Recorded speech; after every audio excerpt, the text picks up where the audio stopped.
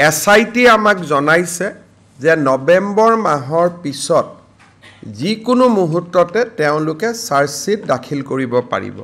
অৰ্থাৎ যদিও ষ্টেটুটৰিলি তেওঁলোকৰ হাতত 90 দিন থাকে কিন্তু তেওঁলোকে ভাবে যে নৱেম্বৰ মাহৰ ভিতৰতে তেওঁলোকে তদন্ত সামৰি আদালতক অভিযোগনামা দিয়াৰ পথত আগবাঢ়িব নৱেম্বৰৰ শেষত হওক ডিসেম্বৰৰ ফাৰ্ষ্ট উইকত হওক কেবিনেটে আজি গুৱাহাটী উচ্চ ন্যায়ালয়ৰ মুখ্য ন্যায়াধীশক এটা ৰিকুৱেষ্ট কৰিবৰ বাবে সিদ্ধান্ত গ্ৰহণ কৰে যাতে এখন ফাষ্ট ট্ৰেক কোৰ্ট যাতে ন্যায় প্ৰদানৰ প্ৰক্ৰিয়া খুব সোনকালে হ'ব পাৰে কাৰণ মই দেখিছোঁ যে সকলোৱে জুবিন গাৰ্গৰ ন্যায় বিচাৰিছে জাষ্টিস ফৰ জুবিন গাৰ্গ বুলি কৈছে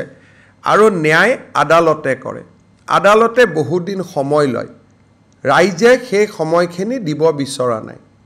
সেই কাৰণে আজি আমাৰ কেবিনেটত সিদ্ধান্ত গ্ৰহণ কৰা হৈছে যে মুখ্যমন্ত্ৰীয়ে মুখ্য ন্যায়াধীশৰ লগত যোগাযোগ কৰিব যিটো মুহূৰ্ততে আমি চাৰ্জশিট দিব পৰা অৱস্থালৈ আহোঁ সেই মুহূৰ্তত যাতে আমি এখন ফাষ্ট ট্ৰেক কোৰ্ট পাওঁ য'ত ডে টু ডে হিয়াৰিং হ'ব পাৰে দৈনন্দিন হিয়াৰিং হ'ব পাৰে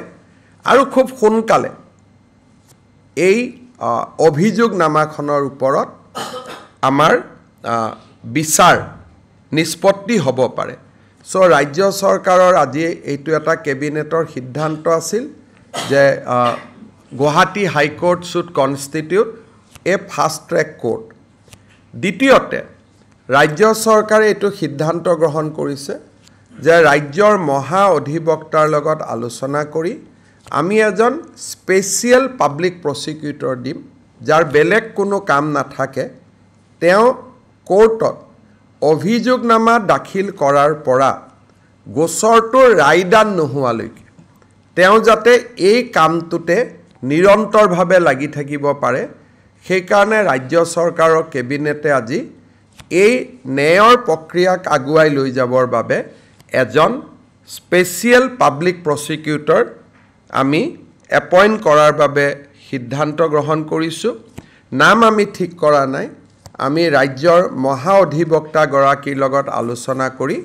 আমি নামটো পৰৱৰ্তী সময়ত আপোনালোকক অৱগত কৰিব পাৰিম জুবিন গাৰ্গৰ আমাৰ দুৰ্ভাগ্যজনক মৃত্যু বা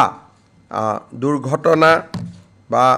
ষড়যন্ত্ৰমূলকভাৱে মৃত্যু এই গোটেই দিশটো তদন্ত কৰাৰ ক্ষেত্ৰত আৰু ন্যায়ৰ প্ৰক্ৰিয়াটোক আগুৱাই লৈ যাবৰ বাবেও আজি কেবিনেটে এই সিদ্ধান্তকেইটি গ্ৰহণ কৰে